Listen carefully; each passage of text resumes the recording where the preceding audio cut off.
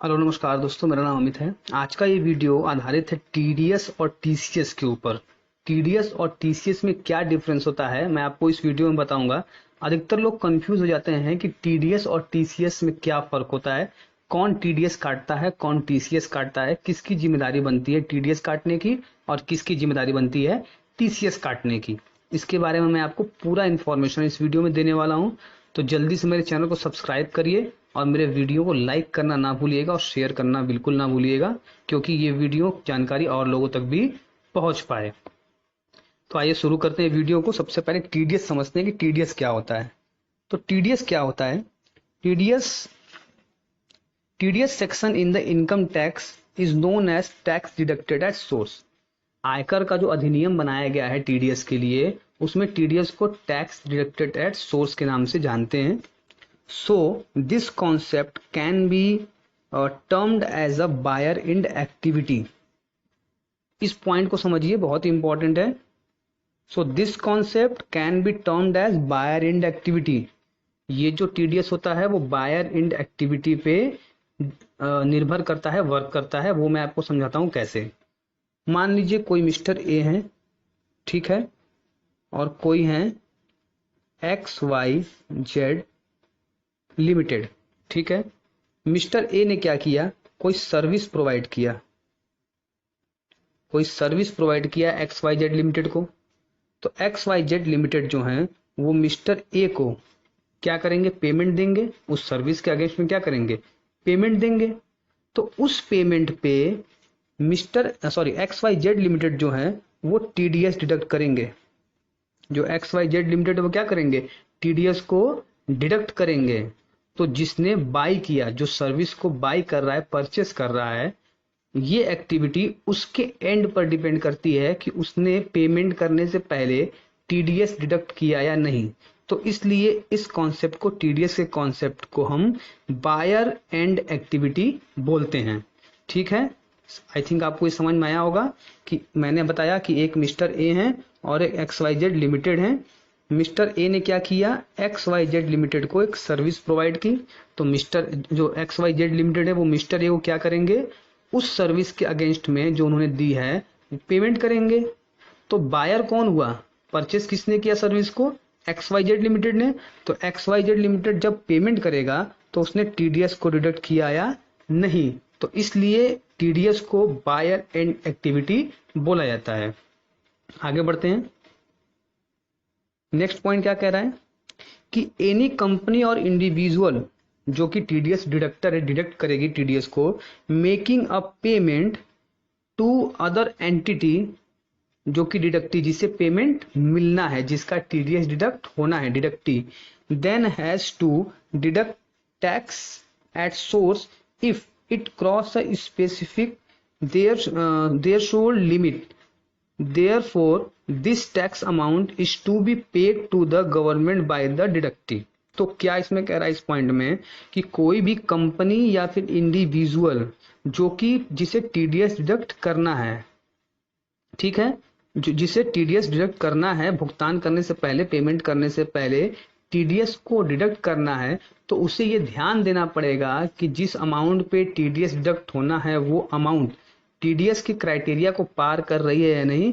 Means की specified जो limit बनाई गई है टीडीएस के लिए उसे क्रॉस कर रही है या नहीं, और यदि क्रॉस कर रही है तो उस पर टीडीएस डिडक्ट किया जा रहा है या नहीं। और टीडीएस डिडक्ट किया जा रहा है तो उस टीडीएस को गवर्नमेंट, सेंट्रल गवर्नमेंट के अकाउंट में डिपॉजिट कराया जा रहा है या नहीं। इन सब चीजों को ध्यान देना पड़ेगा किसे, डिडक्टर्स को, मींस टीडीएस डिडक्ट करने वाले को। नेक्स्ट पॉइंट क्या करा है कि every payment does not invite TDS, ठीक है। जैसा कि मैंने ऊपर बताया कि टीडीएस डिडक्ट करने के लिए जो पेमेंट करना है, जिस पेमेंट में से टीडीएस को डिडक्ट करना है, उस पेमेंट के लिए एक अमाउंट को स्पेसिफाइड किया गया है कि यदि इस अमाउंट को वो लिमिट क्रॉस करेगी, वो अमाउंट इस लिमिट को क्रॉस करेगी, तभी टीडीएस के दायरे में उसे लाया जाएगा। तो यहाँ पर भी वही चीज बताया जा रहा है कि every payment does not invite TDS, there are some requirements to meet, ठीक है। कुछ रिक्वायरमेंट्स होते हैं, उन्हें पूरा करना पड़ेगा, तभी टीडीएस के दायरे में वो आता है। Accordingly the TDS deduction rate is fixed by the income tax department. ठीक, जो टीडीएस का रेट है वो इनकम टैक्स डिपार्टमेंट द्वारा लिमिट और रेट दोनों ही फिक्स्ड किया गया है। आपको उसे ध्यान में रखकर ही टीडीएस को डिडक्ट करना है। अगर लिमिट क्रॉस नहीं हो रही है तो अदरवाइज आपको टीडीएस डिडक्ट नहीं करना है उस पेमेंट के लिए।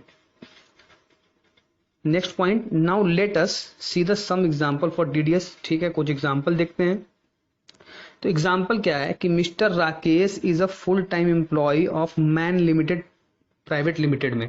कोई कंपनी है मैन प्राइवेट लिमिटेड, उसमें mister Rakesh full time employee हैं। He received a monthly salary. ठीक है, उन्हें मंथली सैलरी मिलती है, वर्क करेंगे तो मंथली सैलरी मिलेगी। Man private limited deduct some amount of tax from his monthly salary. ठीक है, बिफोर पेइंग टू हिम। तो मिस्टर राकेश को मैन प्राइवेट लिमिटेड पेमेंट करने से पहले, उनकी सैलरी पेमेंट करने से पहले उसका कुछ पार्ट टैक्स के नाम पे काट लेती है।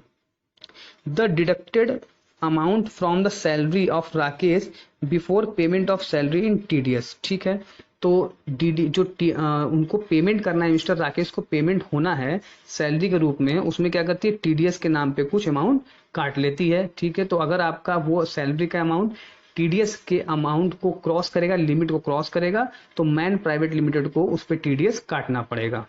Next example, mister Ram sells service to mister Shyam.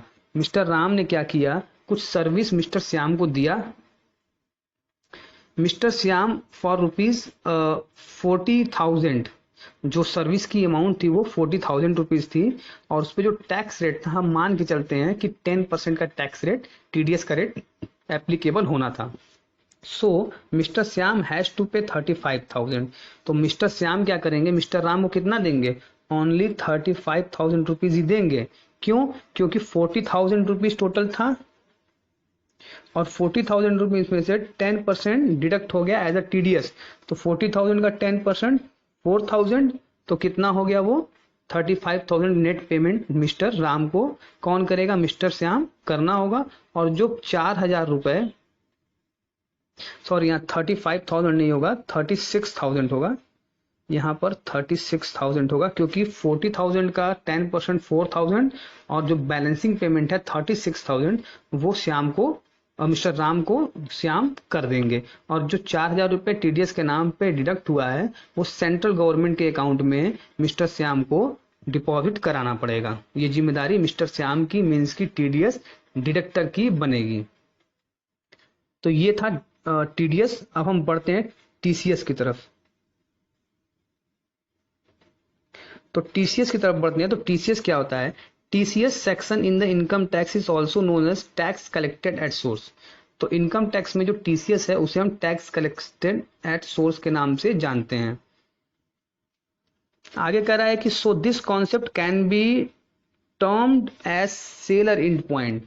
ये किस पॉइंट पे रुकता है, सेलर इंड पॉइंट पे डिपेंड करता है। जैसा कि मैंने टीडीएस पे बताया वो बायर इंड पॉइंट पे डिपेंड करता है और ये सेलर इंड पॉइंट पे।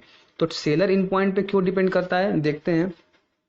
मान लीजिए कोई मिस्टर ए हैं और मिस्टर बी हैं। मिस्टर ए क्या कर रहे हैं, अपने कार को सेल कर रहे हैं। मिस्टर क्या कर रहे हैं, उनके पास एक कार है, वो मिस्टर बी को सेल कर रहे हैं। ठीक है, तो यहाँ पे जो सेलर हैं, सेलर कौन है, मिस्टर ए। तो मिस्टर ए की ये रिस्पॉन्सिबिलिटी बनेगी कि वो टीडीएस को, सॉरी टीसीएस को, मिस्टर ए की ये रिस्पॉन्सिबिलिटी बनेगी कि वो जो अपने कार को सेल कर रहे हैं, तो जब कार का पैसा, कार को सेल करने का पैसा उन्हें मिल रहा है मिस्टर बी से, तो मिस्टर ए की ये रिस्पॉन्सिबिलिटी बनेगी कि वो टीसीएस का पैसा भी मिस्टर बी से जोड़ के लें। मान लीजिए कि 1% टीसीएस एप्लीकेबल होता है कार को सेल करने पे। तो अगर 10 लाख रुपए की कार को सेल किया जा रहा है, कार की प्राइस कितनी फिक्स की गई, 10 लाख रुपए में कार को सेल किया जा रहा है, तो 10 लाख प्लस 1% टीसीएस के नाम पर मिस्टर ए को कलेक्ट करना पड़ेगा। और जो 1% है 10 लाख रुपए का, वो गवर्नमेंट के अकाउंट में डिपॉजिट कराना पड़ेगा। तो ये रिस्पॉन्सिबिलिटी किसकी बनती है, मिस्टर ए की, जो कि सेलर हैं, जो कि अपने कार को सेल कर रहे हैं। तो टीसीएस कलेक्शन की जिम्मेदारी सेलर यानी कि मिस्टर ए की बनेगी। नेक्स्ट पॉइंट कह रहा है कि the tax is the tax is collected by the seller of specified goods from the buyer. ठीक है, जैसा कि मैंने ऊपर बताया कि कुछ स्पेसिफाइड गुड्स अगर सेल किया जा रहा है तो सेलर की जिम्मेदारी बनेगी कि वो बायर से टीसीएस कलेक्ट करे। Of the goods at the time of sale, TCS is collected as per the standard rate of specific goods as deducted by the government, declared by the government, and then it is directly deposit to the government itself. जैसा कि मैंने ऊपर सब समझा दिया एक example लेके कि मिस्टर एक क्या करते हैं, अपनी कार को सेल करेंगे अगर, तो उनकी ये जिम्मेदारी बनेगी कि 10 लाख रुपए अपने कार का तो ले ही, ठीक है, वो तो उनकी अमाउंट है, प्लस 1% जो कि टीसीएस के नाम पे लेंगे वो मिस्टर बी से लें और गवर्नमेंट के अकाउंट में उसे डिपॉजिट कराएं। ये जिम्मेदारी किसकी बनेगी? सेलर की। ये जिम्मेदारी किसकी बनेगी? सेलर की जिम्मेदारी बनेगी। अब इसके लिए कुछ एग्जाम्पल देखते हैं। जैसा एग्जाम्पल तो मैंने वैसे भी समझा दिया ऊपर, लेकिन एग्जाम्पल यहाँ पे मैंने ऑलरेडी और दे रखा है तो इसे भी समझते हैं। Raju purchase timber from Sunil. Raju क्या करते हैं? सुनील से टिम्बर परचेस करते हैं। राजू क्या करते हैं? सुनील से टिम्बर परचेस करते हैं फॉर ₹1 लाख। 1 लाख रुपए में टिम्बर परचेस करते हैं। उसके बाद कह रहा है कि 10 due to TCS Raju is accountable to pay 10 lakh plus 2500 रुपए। क्यों? क्योंकि जो टीसीएस का रेट है वो कितना एप्लीकेबल हो रहा है? 2.5% एप्लीकेबल हो रहा है। तो सॉरी 10 लाख नहीं, 1 लाख रुपए। तो 1 लाख रुपए तो वो टिम्बर को सेल करने का लेंगे ही, प्लस उस पर टीसीएस 2.5% के रेट से एप्लीकेबल करेंगे और 2500 रुपया 2500 रुपया वो टीसीएस के नाम पे कलेक्ट करेंगे और उस कलेक्टेड अमाउंट को वो गवर्नमेंट के अकाउंट में डिपॉजिट करा देंगे। ठीक है, उसके बाद नेक्स्ट पॉइंट पढ़ते हैं। नेक्स्ट पॉइंट क्या कह रहा है कि की differences between TDS and TCS. की डिफरेंसेस क्या है टीडीएस और टीसीएस में, देखते हैं। तो पॉइंट नंबर 1 क्या कह रहा है कि TDS implies the amount deducted from the recipient income in the form of tax. तो जो रिसिपिएंट का इनकम होता है, मीन्स कि अगर हमें किसी को पेमेंट करना है तो जो रिसीव करने वाला व्यक्ति है, जो रिसिपिएंट है, उसका जो इनकम है उसमें से हम टैक्स को डिडक्ट कर लेते हैं। इसे हम टीडीएस कहते हैं। ठीक है, टीसीएस क्या होता है? TCS refers to an amount accumulated by the seller or company as a tax. ठीक है, जैसा कि मैंने ऊपर समझाया भी था, जो टीसीएस होता है वो सेलर की जिम्मेदारी बनती है, जो सेल कर रहा है उसकी जिम्मेदारी बनती है कि वो टीसीएस को कलेक्ट करे। Next point, while TDS is like expense for the company. जो टीडीएस माना जाता है वो लाइक एक्सपेंस माना जाता है। कंपनी के लिए क्या माना जाता है? वो लाइक एक्सपेंस, क्योंकि उसे क्या करना पड़ता है? वो खुद के पास से जमा कराना पड़ता है, खुद के पास से निकाल के जमा कराना पड़ता है। इसलिए कंपनी के लिए टीडीएस क्या माना जाता है? एक्सपेंस। जबकि टीसीएस इनकम माना जाता है क्योंकि उसे खुद के पास से जमा कराने नहीं पड़ता है, उसे क्या करना पड़ता है? जो बायर हैं उनसे कलेक्ट करना पड़ता है, तो इसलिए उसे इनकम कहा जाता है। Next point, tax deduction at source is to be paid when specified expense over reach. तो जैसा कि मैंने भी ऊपर बताया था कि इसका एक लिमिट क्राइटेरिया तय किया गया है टीडीएस को। ऐसा नहीं है कि आपने 1000 रुपये पेमेंट किया और उस पर टीडीएस को डिडक्ट कर लिया, नहीं। इनकम टैक्स एक्ट में टीडीएस के लिए हर चीज के लिए एक स्पेसिफाइड लिमिट और स्पेसिफाइड रेट दिया गया है। यदि आपका अमाउंट उस लिमिट से क्रॉस होता है तभी आप उस पर टीडीएस डिडक्ट करेंगे, अदरवाइज नहीं करेंगे। On the quantities tax collected at source. अच्छा, टैक्स कलेक्टेड एट सोर्स को समझते हैं। Tax collection at source needs to be collected when the sale of specified item takes place. तो टीसीएस में भी कुछ ऐसा ही है। टीसीएस में भी कुछ चुनिंदा चीजों को ही रखा गया है। ऐसा नहीं है कि आप कुछ भी उठाकर सेल करें और उस पर टीसीएस को कलेक्ट कर लें। टीसीएस में भी कुछ ऐसे चीजें हैं, ऐसी वस्तुएं हैं जिन्हें रखा गया है, तो उन्हीं के ऊपर आपको टीसीएस को कलेक्ट करना है। सभी चीजों पे टीसीएस को कलेक्ट नहीं करना है। जैसे अल्कोहल पर 1% है, यदि आप अल्कोहल को सेल करते हैं तो उस पर आप टीसीएस को कलेक्ट करेंगे। फिर उसके बाद परसिमोन लीफ 5% है, टिम्बर वुड 2.5% है, कोल आयरन लिग्नाइट पे 1% है, ऑन व्हीकल एबव 10 लाख पे 1% है। तो इन सब चीजों पे ही आपको टीसीएस कलेक्ट करना है। ऐसा नहीं कि आप कुछ भी उठा के सेल करें और उस पर टीसीएस को कलेक्ट करें। मैंने अभी हाइलाइट्स की कुछ की डिफरेंसेस बताया टीडीएस और टीसीएस के बारे में, लेकिन मैंने उससे हट कर भी कुछ और एक और चार्ट बनाया आपके लिए उससे मिलता जुलता, कि आप टीडीएस और टीसीएस में डिफरेंसेस को और अच्छे से समझ पाए कि टीडीएस और टीसीएस में क्या डिफरेंसेस होता है। तो मैंने एक और चार्ट बना रखा है, तो उसे देखते हैं। तो टीडीएस को टैक्स डिडक्टेड एट सोर्स बोलते हैं और टीसीएस को टैक्स कलेक्टेड एट सोर्स बोलते हैं। ठीक है, TDS under the act income tax में आता है और टीसीएस भी under the act income tax में ही आता है।